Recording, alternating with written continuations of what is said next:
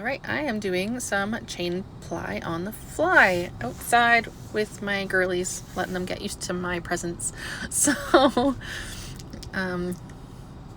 as always, when you start with chain ply on a fly, you want to just do a single. You can do as much or as little as you want, and then I just butterfly it off onto my hand.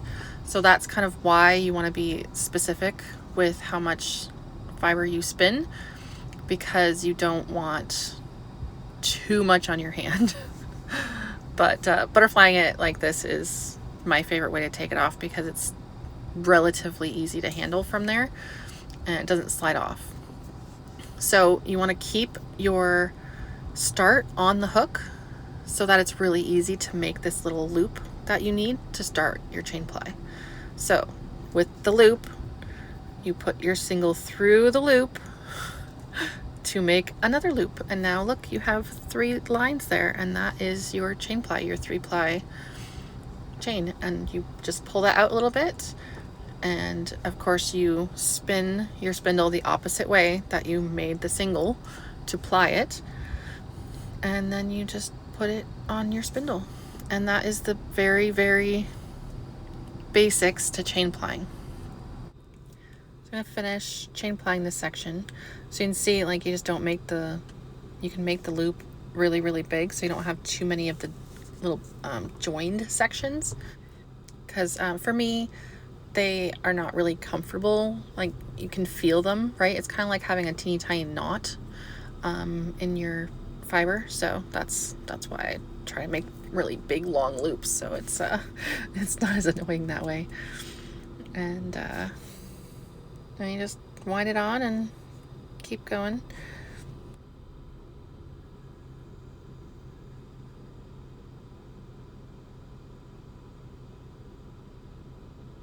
I'm trying to go nice and slow and kind of see what I'm doing, and also not get too distracted by the sheepies. They're cute, so it's hard not to get distracted by them.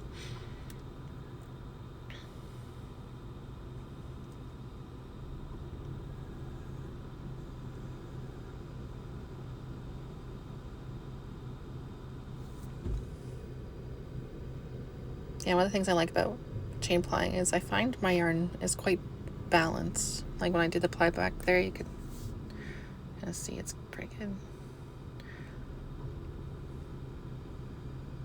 Yeah, so when you're done plying the main part, I just put the loop over the little bit of shaft there underneath the hook, and then I make sure the tension stays on it, and wrap a little bit of single back around the shaft so that it doesn't slide around. So when you're near the end of the chain plying section, if you leave a decent length of single, you can do it this way really easily, so you don't lose track of where everything is, and that loop around the top will be really easy to find and use compared to if you leave it around the hook. So that's why I do it that way, and that seems to work really, really well for me. All right, so I finished spinning the bit of single that I wanted to keep, and I just pull off the rest of the roving so that it doesn't get tangled up when I'm doing the plying, because as it is, sometimes I get the little bit of end in there, so that's why I do it that way. You don't have to. I know a lot of people don't like joining singles. You can just let it stay on, but I do it this way just because I've had havoc happen to myself previously. So yeah, just take it back off onto your hand, and then you can see how I have the loop over the hook. It's a nice big loop, nice and easy to take off. I'm going slow so you can see how I keep the tension on there so that I don't break my single, because I spin fairly thin. And even if you spin thick, if you don't have enough twist in it, it will fall apart. With chain plying, you do want more twist in your singles than if you are just regular 2-plying, just because you're stretching it out so much that if you don't have enough twist in it, it will just fall apart, and that, trust me, is a pain to try to put back together. I have had my singles fall apart on me many a time, and it is not fun.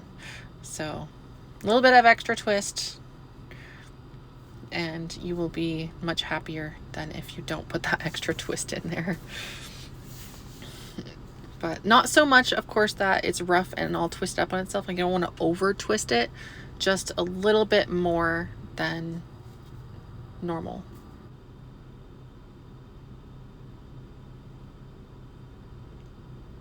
I think we're nearing the end here again. So this will be the last little section. So you see how I have like maybe one wrap left around my fingers? That's usually enough to be able to take it off carefully. I'm just trying to get it.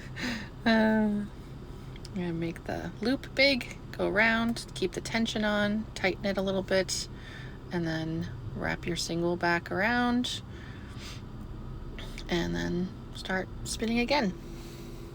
So that's how I chain ply on the fly. I hope you try it and you love it as much as I do. Hold on, I gotta pick out a little piece of VM here. All right, there we go. Okay, bye.